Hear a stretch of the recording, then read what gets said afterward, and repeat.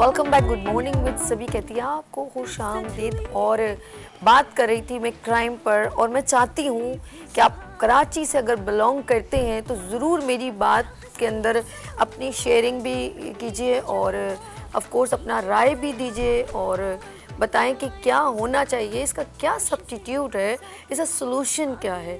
Of course मेरे साथ एक ऐसे सीनियर पर्सन मौजूद हैं, सोशल एक्टिविस्ट हैं, बेहतरीन तजिया निगार भी हैं, जैसे हम कहते हैं, जो डिफरेंट टॉपिक पर गुफ्तगू कर सकते हैं। और मैं एक बात सोच रही थी कि अगर मैं ये कहती हूँ कि क्राइम का सोल्यूशन मेरी नज़र में हमारी अगर हम क्राइम का सोल्यूशन, मैं अपना ओपिनियन देती हूँ, तो इस पॉइंटेड टू हम बिलोंग टू सिंध। तो मेरी सिंध हुकूमत को चाहिए, क्योंकि ये मैं देख रही हूँ एक कहते हैं ना ग्रेजुअली कम होने के बजाय नए साल में ब्लॉकबस्टर क्राइम का रेशो बढ़ा है। बड़ा अफसोसनाक बात है ये, यानी कि क्राइम तो बढ़ते बढ़ते छोटी छोटी स्नैचिंग, मोबाइल करते करते, डकैती करते करते, कत्ल करते करते औरतों की इज्जतों पे, यानी कि ये भी छोड़ा नहीं है। तो अब बताएं, ये ग्रेजुअली बढ़ा है ना, हम तो समझे थे कि शायद ये कम होता जाए। तो सिंध हुकूमत गहरी नींद में सो रही है, ऐसा कह सकते हो कि हम रहते हैं। मैं क्यों कहूँ, लाहौर वालों को थोड़ी कहूँगी, उनकी प्रोविंसेस के फेडरल या इन लोगों को थोड़ी कहूँगी। हम यहाँ रहते हैं तो हम ऑफ कोर्स आप ही से बोलेंगे ना कि ये क्या हो रहा है। तो आज हमारी तरह मौजूद हैं, इसके बारे में गुफ्तगू करेंगे। तो मेरा ओपिनियन है, लेट्स सी, मोहम्मद जुनैद रज़ा साहब मौजूद हैं और सोशल एक्टिविस्ट हैं, जैसे मैंने बताया, और आज इनके ऊपर हम स्पेशली इनको बुलवाया और बात करेंगे। एक आम आवाम का पर्सन है, मैं ये कहूँगी, जिसने ये अपनी आंखों से बहुत कुछ देखा। और मैं सबसे पहले, सॉरी, मैं इनसे मिलवाने से पहले मैं कहना चाहूँगी कि मीडिया एक दूसरे की फैमिली है, हम लोग एक दूसरे की फैमिली हैं। मैं होस्ट हूँ या कोई जर्नलिस्ट है या कोई भी टीवी पर प्रोग्राम करता है, हम सब मीडिया एक फैमिली होता है, चाहे डायरेक्टर, प्रोड्यूसर, कैमरामैन। तो मुझे बड़ा अफसोस हुआ, अभी अपने रिपोर्टर को भी देखा पिटते हुए बहुत सारी चीज़ें। तो पिटना पिटाना तो दूर की बात, अब आप लोगों ने जो है ना मारना शुरू कर दिया। अत्तर मतीन समा टीवी के प्रोड्यूसर, बड़ा अफसोस हुआ। अल्लाह पाक उनको अपनी जवार रहमत में जगह दे। आज हम उनकी भी बात करेंगे। और इस तरह बहुत सारे लोग इन 51 दिनों में बहुत आराम से, यानी कि कोई पूछने वाला नहीं। डकैती का भी वीडियो देखिएगा किसी की, तो ऐसे होता है जैसे गेम है, हाँ हेलो ऐसे जैसे किया, खड़े खड़े निकाली बंगन और लेके निकल गए, बस कुछ भी नहीं ना, और डर के मारे लोग कुछ नहीं कहते। तो मैं बात करूंगी इस वक्त मोहम्मद जुनैद रज़ा साहब से। अस्सलाम वालेकुम सर, कैसे हैं? अल्हम्दुलिल्लाह। जनरली नेचुरली बात कर रही हूँ, कोई इसके अंदर कोई बनावट नहीं है, कोई लिखत नहीं है, जो आंखों से देखा वो कह दिया। 50 दिन हुए हैं इस नए साल को शुरू हुए हुए। इन 50 दिनों के अंदर 6000 से ज़ायद वारदातें रिकॉर्ड हुई हैं। 670 से ज़ायद मोटरसाइकिल्स छीनी गई हैं। 1800 से ज़ायद मोटरसाइकिल्स चोरी हुई हैं। 6500 7000 के करीब मोबाइल स्नैच हुए हैं। और बात अगर यहीं तक रहती तो शायद काबिल बर्दाश्त होता, लेकिन बात तो अब जिस तरह आपने भी अभी बात की कि बात तो इससे बहुत आगे जा चुकी है जी। इन 50 दिनों में 14 जाने सिर्फ मोबाइल, सिर्फ एक 5000 10,000 20,000 रुपए के मोबाइल के खातिर 14 जाने इन 50 दिनों में जा चुकी हैं। ये सिलसिला शुरू हुआ था शाहरुख नामी लड़के से, जो कश्मीर रोड के ऊपर एक सोसाइटी में एक डकैती होती है, उसका वलीमा था उस दिन, उस बच्चे का। अच्छा। उस दिन से लेके आज तक 14 अशखास लुक़्मा अजल बन चुके हैं और कोई पुरसान हाल नहीं है, कोई पुरसान हाल नहीं है। मरने वाले के घर कुछ लोग पहुंचते हैं, ताज़ियत भी करते हैं और सोशल मीडिया पे एक दिन का चर्चा होता है और बस उसके बाद आए बाएँ हो जाता है। उसके बाद कोई नया वाक़या हो जाता है, लोग पिछले वाक़े को भूल के नए वाक़े में लग जाते हैं। कराची के अंदर कोई ऐसा शख्स इस वक्त मौजूद नहीं है जिसको ये खौफ ना हो, जो सुबह निकले और उसे पता होता है, वो जहनी तौर पे तैयार होता है कि अगर कोई मेरा मोबाइल लेने आएगा तो मैं दे दूँगा। अगर मैंने चूं चारा की तो वो गोली भी मारेंगे, मुझे जान से भी मारेंगे, फिर पैसे भी मेरे लेंगे, मोबाइल भी लेंगे और जाएंगे। और अब तो मैं कल अभी जो हालिया हमारे मेयर थे, मैं उनको भी सुन रहा था, उन्होंने कहा भाई दे दें। हाँ, सईद गनी साहब ने कहा, क्लियर बोले। सईद गनी साहब ऐसा ने ही भी कहा, कहा कि वसीम जो है अख्तर ने दे भी, दें। वसीम ठीक है, अख्तर ने बिल्कुल, भी, दे सईद दें। गनी ने, इन्होंने कहा कि दे दें भाई ये मोबाइल। सोल्यूशन है, मतलब बेहतरीन मतलब solution है, बेहतरीन दे दें। सोल्यूशन ये है कि दे दें। ओके। मैं कल डीआईजी साहब को, वो एक कोई डीआईजी साहब थे, उन्होंने कोई प्रेस कॉन्फ्रेंस की और उसमें ये था कि जी बेरोज़गारी, अभी आपने भी इंट्रो में एक बात की कि बेरोज़गारी के अंदर इजाफा है और महंगाई में इजाफा है, जिसकी वजह से क्राइम रेट बढ़ रहा है। तो मेरी बहन मुझे सिर्फ एक बात का जवाब दें, कराची के से ज़्यादा, कई गुना ज़्यादा बेरोज़गारी पेशावर में है, कराची से कई गुना ज़्यादा बेरोज़गारी लाहौर, गुजरात, गुजरांवाला, चंबड़, दादू, शहदादकोट, शिकारपुर, लड़काना, इन तमाम जगहों से लोग रोज़गार कमाने इस शहर कराची में आते हैं।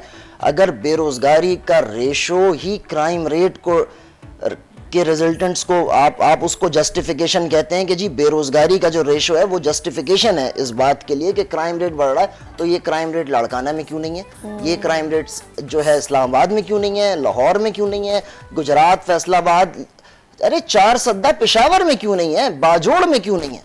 अच्छा, मैं आपकी बात को बिल्कुल एडमिट करती हूँ। मैं पूरे 40 दिन हुंजा कागा नारायण घूमी हूँ, बाखुदा हम लोग मोबाइल, पैसे, सब चीज लेके घूम रहे थे। मैं कहती हूँ हम लोग इतना कंफर्टेबल थे, वीरान रास्तों से भी गुजरे, पहाड़ों से, ऐसी ऐसी जगहों से जो मैं खौफजदा चीजों, मतलब उस पहाड़ों को खौफ के हम 2 बंदे जा रहे हैं और कोई ना बंदा बशर। लेकिन मैं कहती हूँ आपकी ना कोई इतनी सी चूं भी के नहीं, 1 रुपया भी कोई आपका चुरा ले बाखुदा, और किसी बंदे से आपको डर नहीं लगता। आप बाजार में कंफर्टेबल जोन में घूम रहे हैं, हम लोग उनजा के पैसा जबरदस्त बाजार है, हम तो मजा आ रहा है। आप यहाँ से तारिक रोड जाएं, वापस आते हुए आपको, नहीं, मैं खुद ऐसे घूम रही हूँ तो बैग को ऐसे पकड़ के, बैग को ऐसे पकड़ के, really मैं ऐसे और घूम रही अब तो बहुत सारे लोग तो ऐसे हैं जो हाथ में मोबाइल लेके घूम रहे हैं, कोई आए तो भाई प्लीज ले लें, मारो नहीं। सईद गनी को एक और बात कहनी चाहिए ना, मैंने सोच रही थी ऐसे ही, मैंने कहा, उन्होंने कहा कि जो मांगे, वैसे उन्होंने एक बात बताऊं, गलत नहीं कहा, एक बात और जुमला जोड़े थे कि हम कुछ नहीं कर सकते, आप दे दिया करें। नहीं, एक जुमला बोल देते तो अच्छा लगता। बात ये है कि अब वो ये जस्टिफिकेशन नहीं बन सकती कि बेरोजगारी है इसलिए स्नैचिंग हो रही है, क्योंकि मुआशरे में महंगाई है, मुआशरे में बेरोजगारी है, तो किसी को मार दिया जाए और हाकिम वक्त उसकी जिम्मेदारी भी कबूल ना करे। देखें, इन 14 लाशों का जो कातिल है वो हाकिम वक्त है। हमने सुना है कि जो कत्ल नामालूम होता है, उस कत्ल का जो कातिल है वो हाकिम वक्त करार दिया जाता है, तो हाकिम वक्त जिम्मेदार होता है।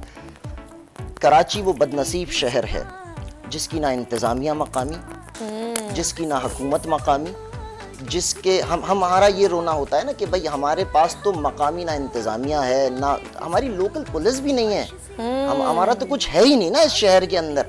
अच्छा, मैं इस नतीजे पे पहुंचा हूँ इस तमाम एनालिसिस के बाद, और अभी एक पुलिस चीफ साहब का बयान था, इमरान मुश्ताक साहब का, कि यहाँ पे वारदातों में गैर मकामी मुलव्विस हैं, अगले दिन उनका ट्रांसफ़र कर दिया गया। तो बात ये थी कि वाकई गैर मकामी मुलव्विस हैं। हम बैठे हुए एक जगह डिस्कस कर रहे थे तो एक साहब ने एक बड़ा अच्छा नुक्ता रेज़ किया कि जब कोविड आया जी और लॉकडाउन लग गया, बिल्कुल, मैं बेशुमार लोगों को जानता हूं जिनका ताल्लुक़, ऐसे मेरे दोस्त हैं, अहबाब हैं, जिनका ताल्लुक़ भावलपुर से था, जिनका ताल्लुक़ पेशावर से था, जिनका ताल्लुक़ केपी के, पंजाब या अंदरून सिंध से था। वो वापस अपने गांव चले गए। एक अजीब सी लहर थी कि मरना है तो अपनी ज़मीन पे मरेंगे, कोविड आ गया है, मरना है तो मतलब वहाँ मरेंगे। कराची से लोग बाकायदा बसें भर भर के, गाड़ियाँ भर भर के, रिक्शों में, मोटरसाइकिलों पे, जो करीब के शहर थे वहाँ अपने अपने लोग अपने अपने गांव, अपने अपने शहर चले गए। सन्नाटा भी था, कोई सिक्योरिटी ऐसी कराची के अंदर नहीं लगी हुई थी कि हर गली के ऊपर एक रेंजर्स की मोबाइल, एक पुलिस की मोबाइल खड़ी हो, ऐसा तो कुछ नहीं था। लेकिन जितना अरसा वो कोविड रहा और वो गैर मकामी जो यहाँ पे आता है, वो जो वारदातिया यहाँ पर आता है, जब जितना अरसा वो बाहर रहा, यहाँ कोई सिंगल वारदात रिपोर्ट नहीं हुई, कोई एक मोटरसाइकिल नहीं छीनी, एक मोबाइल नहीं छीना, एक किलिंग नहीं हुई। उसके बाद जब सूरत हाल नॉर्मल होती है, लोग आगे पीछे से, वो जो एक ये कुछ लोग होते हैं ना रोजगार कमाने शहर आते हैं, कुछ होते हैं सिर्फ डकैतियां करने शहर आते हैं। मैं कल एक इलेक्ट्रॉनिक चैनल पे देख रहा था तो वो उसमें बाकायदा उन्होंने लिखा कि जो पकड़े गए उनका स्टेटमेंट ये था कि हम वारदातें करने कराची आते हैं। लेकिन अच्छा, इसका मेरे जहन में आपकी गुफ्तगू भी चल रही है। अच्छा, आपने कम टू द पॉइंट इसका सोल्यूशन बताना है, लेकिन एक बात मैं करना सोल्यूशन पहले तो ये तय करें कि जिम्मेदार कौन है। हम आपने कहा सूबाई हुकूमत, ऑब्वियसली 18वीं तरमीम के बाद सूबाई हुकूमत लॉ एंड ऑर्डर जो है वो प्रोविंशियल गवर्नमेंट का मसला है। लेकिन भाई इसी शहर से वजीर आजम भी जीते थे, NA 243 से वजीर आजम इमरान खान से का नारा लगा था, और वजीर आजम इमरान खान कराची से ये नारा लगा आपका। आपके प्रेसिडेंट साहब भी इसी शहर से हैं, आपके 3 वफाकी वजीर इस शहर से हैं, आपका गवर्नर इस शहर से, आप एक सूबाई हुकूमत तो जिम्मेदार हैं भाई, लेकिन इन सबको भी तो वोट दिए थे, इस शहर ने तो आपको वोट दिए, आपको मुंतखब करके असेंबलियों में भेजा। आप कौन है यहाँ से? क्या प्रेसिडेंट साहब यहाँ से नहीं? आरिफ अलवी साहब का हल्का यही क्लिफ्टन डिफेंस का है, गवर्नर इमरान इस्माइल साहब का भी यही हल्का है, 3 वफाकी वजीर हैं, उन सबका यही हल्के हैं। भाई ये मेरी समझ में नहीं आ रहा।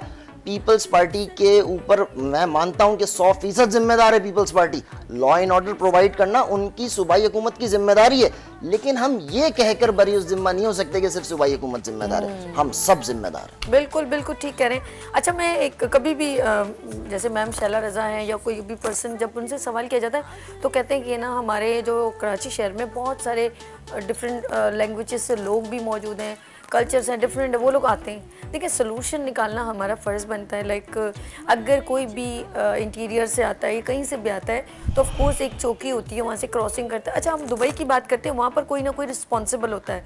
अगर हमारे पाकिस्तानी वहाँ जाते हैं ना, तो उसका कोई रिस्पॉन्सिबल होता है, लाइक कि भाई ये इसकी जिम्मेदारी, ये बंदा इंटर हुआ, ये इसके केयर ऑफ हुआ।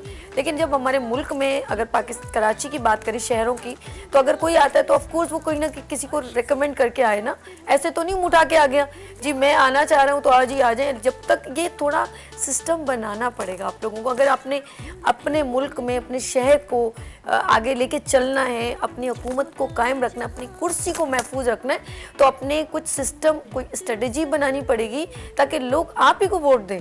देखिए, हमें मुझे किसी के ऊपर ऑब्जेक्शन नहीं है, अगर आप लोग अच्छा सोच रहे, तो अगर आपको महसूस होता है कि हम अच्छा काम कर सकते हैं, तो अपने काम को और बेहतर करें ताकि लोग आपसे खुश होंगे तो ऑफकोर्स अगले 5 साल भी आप ही को रिकमेंड करेंगे। लेकिन अगर आप ये कोताहियाँ जान की अगर हिफाजत नहीं होगी, और अगर देखिए हमारे फॉर एग्जाम्पल मैं अक्सर सुनती हूँ, कहते हैं जी हमारे शहर कराची में एज़ कम्पेयर टू दूसरे शहरों से ज़्यादा आबादी है, ये वहाँ से लोग यहाँ आ जाते हैं बिजनेस करने के लिए।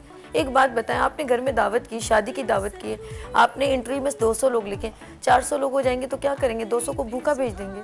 ऐसा तो नहीं ना, फ़ौरन दिमाग चलाएंगे कि मैं इन लोगों को किस तरह प्रोवाइड करूं खाना, मेरे घर में रिस्पेक्ट है आए। तो अगर आपका शहर आपके पास है, आप एक प्रोविंस को लीड कर रहे हैं, तो ये आपकी रिस्पेक्ट है। तो अगर कोई और उसमें आपके इंटर होना चाह रहा है, तो ये आपकी रिस्पेक्ट है कि यहाँ बिजनेस करना चाह रहा है, तो उसकी पूरी एक स्ट्रेटजी, एक प्लान लिखें कि भाई आप किसके केयर ऑफ आ रहे हैं, ताकि अल्लाह ना करे कोई सानिया हो, कोई वारदात हो, तो आप उसको संभाल सके, कि बता सके ये पर्सन था, कोई ये एंट्री नहीं है, कोई एंट्री नहीं है इस शहर के अंदर, कौन आ रहा है कौन जा रहा है। इतना बड़ा मेट्रोपॉलिटन शहर जो आपको 72% रेवेन्यू पाकिस्तान का और 96%। अच्छा, 2 के पहाड़े की तरह ना, ये जुमला हर किसी ने ना, पॉलिटिकल पर्सन ने ना, जितनी सिंध हुकूमत के बंदों को डालो, क्या करें, कराची में सब लोग आ जाते हैं बिजनेस करने दूसरे मुल्क। ये 2 का पहाड़ा ना पड़े, आप लोग इसकी सोल्यूशन निकालें। देखें, ये शहर आपको रेवेन्यू जनरेट करके देता है, ये शहर चलता है तो ये मुल्क पलता है। इस शहर की बिजनेस कम्युनिटी को, इस शहर के शहरियों को, इस शहर की मकामी आबादी को बिल्कुल इख्तियार देना और उनको बाइख्तियार करना ही इस मसले का हल है।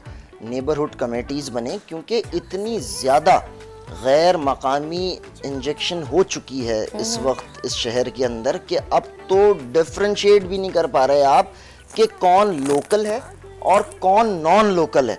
आप डिफ्रेंशिएट नहीं कर पा रहे।